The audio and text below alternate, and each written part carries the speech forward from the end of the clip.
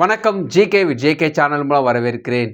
நிறைய கடனில் நான் மாட்டிக்கிட்டேன். என்னுடைய கடனை கேட்டிங்கன்னா பயப்படுற மாதிரி இருக்கும். கிட்டத்தட்ட 50,00,000க்கு மேலே கடன். என்னுடைய வருமானத்தை காட்டிலும் என்கிட்ட இருக்கக்கூடிய சொத்தை காட்டிலும் கடன் அதிகமாக இருக்குது. என்னால் சமாளிக்க முடியாத ஒரு பிரச்சனையில் மாட்டிக்கிட்டேன். இப்போ என்கிட்ட பணம் இருக்கும்போது நிறைய பேர் எனக்கு சுற்றி என்னோட நல்ல நட்பாக இருந்தாங்க. இப்போ இந்த கடன் பிரச்சனை மாட்டிக்கிட்டவோ யாரும் என் கூட இருக்க மாட்றாங்க. யாரும் என் ஃபோன் பண்ணால் கூட எடுக்க மாட்றாங்க. ஒரு கைவிடப்பட்ட சூழ்நிலை நான் இருக்கிறேன். ரொம்ப அவமானத்தை சந்திச்சிட்டேன். வீட்டிலும் சரி, வெளியிலும் சரி ரொம்ப அவமானத்தை செஞ்சுட்டேன். ரொம்ப கஷ்டத்தில் இருக்கேன். ஒரு ஆபத்தோடு, ஒரு பயத்தோடு தான் இருக்கேன். அடுத்தது என்னன்னு தெரியல. ஏன்னா ஒவ்வொரு நாளும் கடத்துறது ரொம்ப கஷ்டமாக இருக்குது. சாப்பாடு கூட எனக்கு ரொம்ப கஷ்டத்தோடு தான் போயிட்டுருக்கு. ஒரு வேளை சாப்பாடுறது கூட ரொம்ப கஷ்டத்தில் போயிட்டுருக்கு. இந்த மாதிரி ஒரு சூழ்நிலை நீங்கள் இருந்தீங்கன்னா இந்த வீடியோ உங்களுக்கான வீடியோ. லோன் தரக்கூடிய வங்கிகளை பற்றியும் பேங்க்குகளை பற்றியும் நிறைய வீடியோ போட்டிருந்தாலும் இந்த கடன் பிரச்சனையில் மனம் நொந்து போயிருப்பாங்க இல்லையா, அவங்களுக்கான இந்த வீடியோ ரொம்ப ஸ்பெஷலாக அவங்களுக்காகவே உருவாக்கப்பட்ட ஒரு வீடியோ. ஒருவேளை நீங்கள் ஒரு நொந்து போன சூழ்நிலை நீங்கள் இருந்தீங்கன்னா இந்த வீடியோ முழுசாக பாருங்கள். கண்டிப்பாக உங்களுக்கு யூஸ்ஃபுல்லாக இருக்கும். நீங்கள் எப்பேற்பட்ட கடனில் இருந்தாலும் சரி, உங்களால் முடியாத ஒரு சூழ்நிலை இருந்தாலும் சரி, கண்டிப்பாக இந்த பிரச்சனையிலேருந்து நீங்கள் வெளிவர முடியும். அதை பற்றி தான் இந்த வீடியோவில் நம்ம பார்க்க போகிறோம். ஒரு பெரிய ஆட்டு மந்தியை மேய்த்து கொண்டிருக்க ஒரு மேய்ப்பன் காட்டு வழியாக போயிட்டுருக்காரு. அது நிறைய ஆடுகள் மேய்த்து கொண்டிருந்தாலும் அது ஒரு ஆட்டுக்குட்டி மட்டும் ரொம்ப துள்ளி துள்ளி ரொம்ப உற்சாகமாக இருந்தது. அது துள்ளி விளையாடுறத மற்ற ஆடுகளை ரொம்ப வேடிக்கை பார்த்து ரொம்ப சந்தோஷமாக இருந்தது. ஏன்னா அந்த ஆட்டு மந்தையில் அந்த ஆட்டுக்குட்டி தான் ரொம்ப ஸ்பெஷல், ரொம்ப செல்லம். எல்லாருமே அது ரொம்ப ஆஹா ஓஹோன்னு பாராட்டுவாங்க. ஒரு நாள் காட்டிலிருந்து வந்த 4 புலிகள் இந்த ஆட்டு மந்தைக்குள்ளே போச்சு. ஏதாவது ஒரு ஆடு அடித்து சாப்பிடலாம் முடிவு பண்ணிட்டு துரத்துது. நிறைய ஆடுகள் தப்பிக்குது. ஒரு சில ஆடுகள் எவ்வளோ முயற்சி செஞ்சாலும் தப்பிக்க முடியாமல் கஷ்டப்பட்டுருக்கு. இந்த இக்கட்டான சூழ்நிலையில் அந்த ஆட்டுக்குட்டி பார்த்திங்கன்னா ஒரு பெரிய பள்ளத்தில் விழுந்துருது. இந்த பள்ளத்தில் விழுந்த ஆட்டுக்குட்டியை இந்த 4 புலிகளும் சூழ்ந்து கொண்டுச்சு. அந்த மேய்ப்பர்கள்லாம் என்ன முடிவு பண்ணிட்டாங்கன்னா, நிறைய ஆடை காப்பாற்றினா போதும், ஒரு ஆட்டுக்குட்டி போனால் போதும், பரவாயில்ல, மற்ற ஆடுகளை காப்பாற்றிடலான்ட்டு அந்த புலியோட விரட்டியை எப்படியோ சமாளித்து மற்ற ஆடுகள்லாம் காப்பாற்றிட்டாங்க. ஆனால் அந்த ஒரே ஒரு ஆட்டுக்குட்டி தனியாக சிங்கிளாக மாட்டிக்கிச்சு. இந்த மேய்ப்பன் நம்மளை காப்பாற்றிடுவார்னு ரொம்ப ஆவலாக அந்த ஆட்டுக்குட்டி காத்துட்டு இருந்தது. ஆனால் எந்த விதமான உதவியும் இல்லை. ஏன்னா எல்லா மேய்ப்பர்களும் பயப்படுறாங்க. ஆடை மேய்க்கிறவங்களாம் பயப்படுறாங்க. ஏன்னா ஒரு புலி இருந்தாலும் பரவாயில்ல, 4 புலி ஒரு ஆளெல்லாம் அடித்து துரத்துற மாதிரிலாம் இல்லை. ஸோ அவங்கள பொறுத்த வரைக்கும் தங்களோட உயிரை பாதுகாத்துக்கணும், அதோட ஆடுகளை பாதுகாத்துக்கணும். இதுதான் முக்கியமாக முடிவு பண்ணாங்க. ஒரு சின்ன ஆட்டுக்குட்டி தானே போட்டோம், அந்த லெவலில் தான் இருந்தாங்க. ஆனால் அந்த ஆட்டுக்குட்டியை கடைசி வரைக்கும் காத்துட்டே இருந்தது, யாராவது நம்மளை காப்பாற்றிடுவாங்கன்ட்டு. இந்த 3 புலியும் உரும்பிட்டு இருக்கு. இந்த 3 புலியும் உரும்பிட்டு இருக்க அந்த நேரத்திலே அந்த ஆட்டுக்குட்டி பயத்தோடு நம்ம மேய்ப்பன் நம்ம காப்பாற்றிடுவார் ஒரு ஏக்கத்தோடு இருக்குது. இந்த சூழ்நிலை பார்த்திங்கன்னா நிறைய பேர் இந்த இக்கட்டான ஒரு சூழ்நிலை தான் இருப்பாங்க. நம்ம கூட நிறைய பேர் இருப்பாங்க. நிறைய பணம் இருக்கும்போது நம்ம கூட நிறைய விஷயங்கள்லாம் செய்வாங்க. ஒரு சிக்கலில் மாட்டிட்ட போது எல்லாம் அவங்கவுங்க வாழ்க்கையை பாதுகாத்துக்காக எல்லாம் சேஃப் ஆகிடுவாங்க. சிங்கிளாக நம்ம மாட்டிப்போம். இந்த சிங்கிளாக மாட்டிக்கிற நேரத்தில் பார்த்திங்கன்னா அந்த புலிகள் போல் நம்ம சுற்றி இருக்க கடன் பிரச்சனையானாலும் சரி, ஒவ்வொரு பிரச்சனையும் நிற்கும். அந்த நேரத்தில் நம்ம ஒரு நம்பிக்கையாக காத்துட்ருப்போம். இவன் ஹெல்ப் பண்ணுவானா, அவன் ஹெல்ப் பண்ணுவானா, அந்த அண்ணன் நல்லா பேசினாரு, இவன் ஃப்ரெண்டு ரொம்ப எனக்காக உயிரே கொடுப்பான்னு சொன்னான், இவன் காப்பாற்றுவான்னு ஒரு ஏக்கத்தோடு இருப்பாங்களே, அதே போல் தான் அந்த ஆடும் காத்துட்டு இருந்தது. ஆனால் ஒரு ஆட்டுக்குட்டிக்கு இன்னொரு பிரச்சனை என்னென்னு பார்த்தீங்கன்னா, அது இருந்த இடத்துல திடீர்னு அந்த ஒரு பள்ளம் இன்னும் அதிகமாகி இந்த தரையிலிருந்து டமால் விழுந்து இன்னும் ஒரு பெரிய பள்ளமாகிடுச்சு. பெரிய பள்ளமாகிடுச்சு என்னென்னு பார்த்தீங்கன்னா, ஆடு கிட்டத்தட்ட 20 அடி ஆழத்துக்கு கீழே விழுந்துருச்சு. விழுந்த இடத்துல ஒரு பெரிய பாம்பு.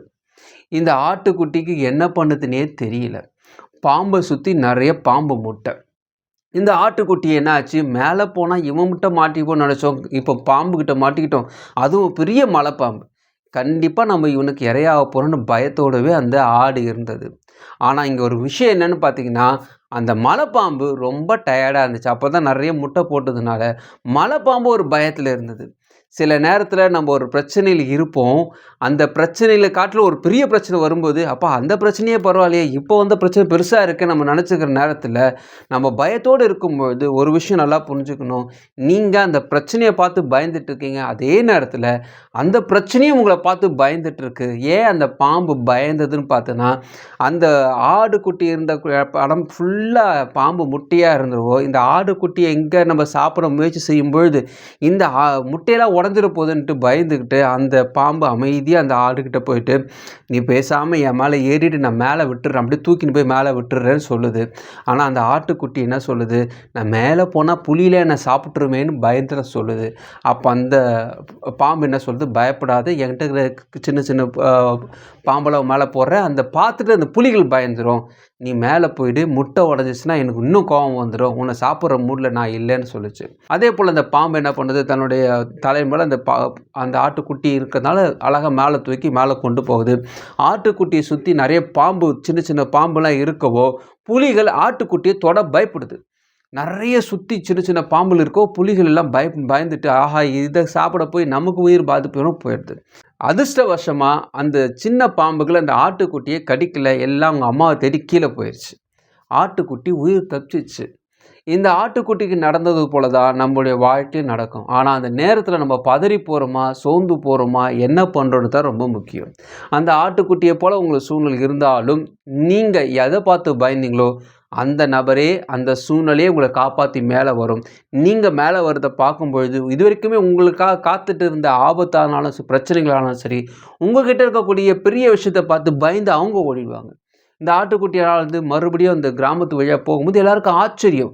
இது லைஃப் முடிஞ்சிச்சுன்னு நினச்சோம், 4 புலி சாப்பிட்டா எலும்பு கூட தேறி இருக்காதுன்னு நினச்சோம், ஆனால் உயிரோடு வந்திருக்கே, என்ன நடக்குதுன்ட்டு எல்லோரும் ஆச்சரியமாக பார்க்குறாங்க. ஒரு சிலர் பார்த்துட்டு சொல்கிறாங்க, இல்லை இதை மேலே பாம்புலாம் நான் சுற்றிக்கிது, நாங்கள் தூரத்துலேருந்து பார்த்தோம், இருந்தாலும் இது எப்படி வந்தது, பெரிய ஆச்சரியம் தான், இது கடவுள் இதை காப்பாற்றிட்டாரு, உண்மையாகவே இது பிளெஸ்ஸிங்கான ஒரு ஆடு தான் சொல்லி எல்லாம் ஆச்சரியப்பட்டாங்க, ஆரவாரம் பண்ணாங்க, கைகள் தட்டினாங்க. நம்முடைய வாழ்க்கையில் ஒரு பிரச்சனை வரும், அந்த பிரச்சனை காட்டும் இன்னும் பெரிய பிரச்சனை வருதுன்னா அணையக்கூடிய விளக்கு பிரகாசமாக அணையுதுன்னு நினச்சிக்கோங்க. உங்கள் பிரச்சனைகள் மேலே இன்னொரு பிரச்சனை வருதுன்னா அது சீக்கிரம் முடிவு வந்துச்சுன்னு நினச்சிக்கோங்க.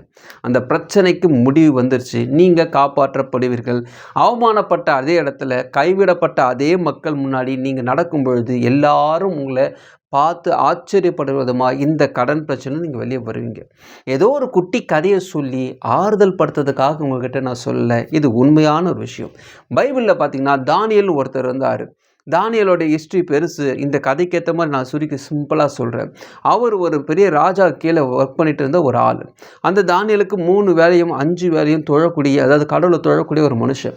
அவருக்கு விரோதமாக ஒரு மக்கள் பிளான் பண்ணிவிட்டு, இந்த மனுஷன் ரொம்ப கெட்டவர், ராஜாவுக்கு மரியாதையே கொடுக்க மாட்டாரு, இவர் தனியாக ப்ரேயர் பண்ணிட்டுருக்காருன்ட்டு சொல்லும்பொழுது அவருக்கு மரண தண்டனை விதிக்கிறாங்க. ஏன்னா அந்த நாட்டில் அந்த ராஜாவுடைய சிலையை மட்டும்தான் மற்றவங்க வணங்கணும் தவிர வேறு எந்த தெய்வத்தையும் வணங்கக்கூடாதுன்னு ஒரு திட்டம் இருக்குவோ. இதை கேட்ட ராஜா கோவப்பட்டு சிங்கக்கபியில் போடுறாங்க. சிங்கக்கபியில் போட்ட தானியலை சிங்கங்கள் சாப்பிட்டும் எல்லாம் எதிர்பார்த்தாங்க. ஆனால் அங்கே தான் மிராக்கள். அந்த தானியல் வணங்கிய தெய்வம் அந்த சிங்கங்கள் வாயை அடைத்து போட்டது.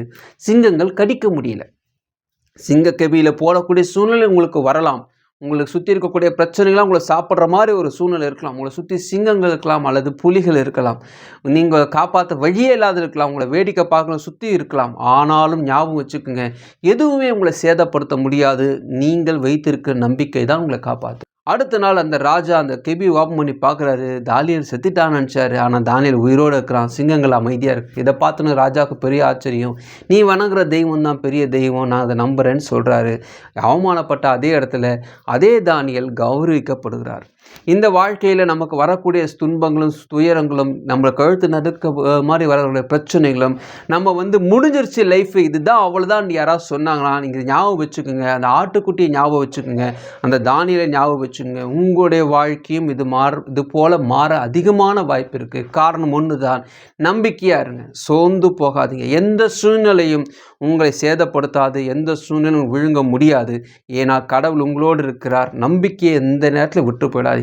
ஸோ கடன் தொல்லை மட்டும்தான் உங்களுக்கு பிரச்சனையாக பெருசாக தெரியுதுன்னா, அந்த கடன் தொல்லையும் ஒரு நாள் இல்லாமல் போகும். அவமானப்பட்ட அதே இடத்துல நீங்கள் மேலே வருவீங்க. இதெல்லாம் நீங்கள் மற்றவங்களை பற்றி தெரிஞ்சுக்கிறதுக்கான ஒரு வாய்ப்பு நினச்சிக்கோங்க. இப்போ இருக்கக்கூடிய ஒரு சூழ்நிலை கண்டிப்பாக உங்களுக்கு ஒரு கனவு போல் மறைஞ்சு போகும். நீங்கள் நினச்சி பார்த்து ஆச்சரியப்படுற லெவல் உங்கள் வாழ்க்கை முற்றிலுமாக மாறும். இதை நம்புங்க. நான் சொல்லக்கூடிய வார்த்தைகளை நம்பும் பொழுது நீங்கள் எண்ணத்தில் கொண்டு வரும்போது அது நடக்கும்.